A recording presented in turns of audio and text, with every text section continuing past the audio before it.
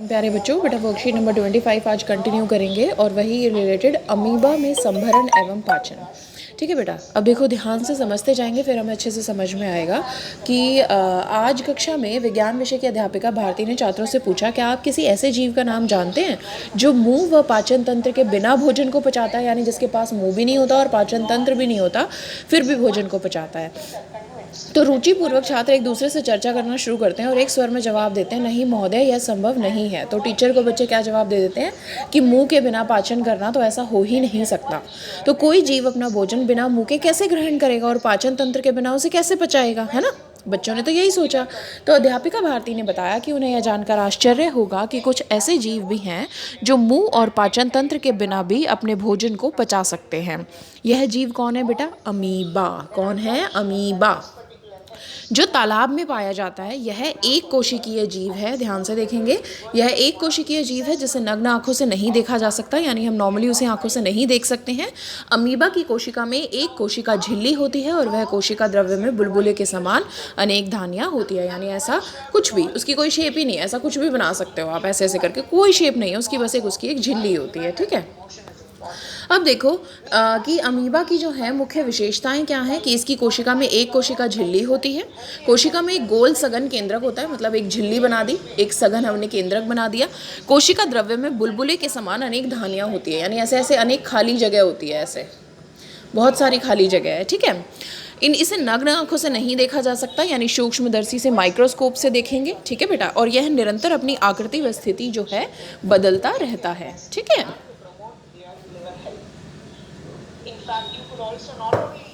आगे देखेंगे बेटा अमीबा में संभरण एवं पाचन। यहाँ देखो बेटा, अमीबा निरंतर अपनी आकृति एवं स्थिति बदलता रहता है। ठीक है बेटा, यह एक अथवा अधिक उंगली के समान प्रवर्ध निकलता रहता है, जिन्हें पादाब कहते हैं। जैसे एक उंगली के समान ऐसे स्ट्रक्चर निकाल लेगा, अपना निकाल लिया ना एक उंगली जैसा, इसे हम बोलते हैं पादाब।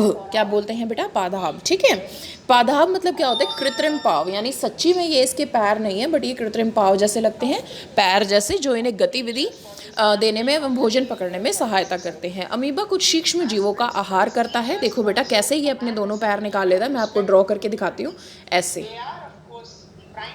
ऐसे बना लिया, तो यहाँ मान लो उसे भोजन है, तो इस भोजन को ऐसे करके वो अंदर ले लेगा अपनी बॉडी के अंदर। समझ में आया बेटा? अब खाद्य पदार्थ इसकी खाद्य धानी में फंस जाते हैं। खाद्य धानी में ही पाचक रस स्रावित होते हैं, यानी जो ये मैंने आपको इतनी धानियाँ बताई थी ना खाली जगह, ये खाद्य धानी होती है, इनके अंदर भोजन फंस जाता है और इनके अंदर जो है पाचक रस होते हैं, जो भोजन को क्या करते हैं?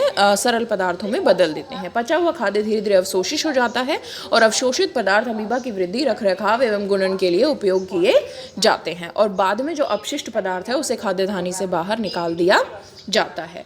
समझ में आया बेटा? देखो यहाँ चित्र के जरिए समझेंगे कि ये खाद्य कण है और देखो कैसे इसने क्या करा, ये खाद्य कण देखा इसने यहाँ पे, और यहाँ देखो कैसे इसने दो पादाब निकाले, ये और ये निकाले, और इससे क्या करा? खाद्य रिक्तिका के अंदर भोजन को अंदर ले लिया और देखो भोजन कैसे शरीर के अंदर आ गया। समझ में आया बेटा? अब देखो अमीबा और मानव में पोषण के बीच समानता यह है कि दोनों में पाचन रस जटिल खाद्य पदार्थों को सरल पदार्थों में परिवर्तित करते हैं। हम भी यही करते हैं, जटिल भोजन खाते हैं और उसे सरल में बदलते हैं। ठीक है बेटा, बट अंतर यह है, क्या अंतर है बेटा? ध्यान से देखेंगे। अंतर यह है कि अमीबा का मुंह नहीं है, वह पाचन तंत्र नहीं है, जबकि मानव का मुंह भी होता है और पाचन तंत्र भी कई अंगों को मिलाकर बनता है। समझ में आया? प्रश्न उत्तर देखेंगे बेटा।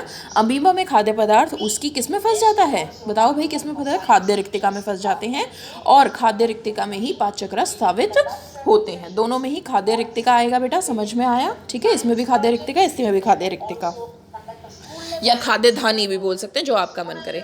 मानव एवं अमीबा के पोषण में कोई एक समानता एवं एक अंतर लिखिए। बिल्कुल क्लियर आपको लिख कर दे रखा है कि ये समानता है और ये एक अंतर है। समझ में आया?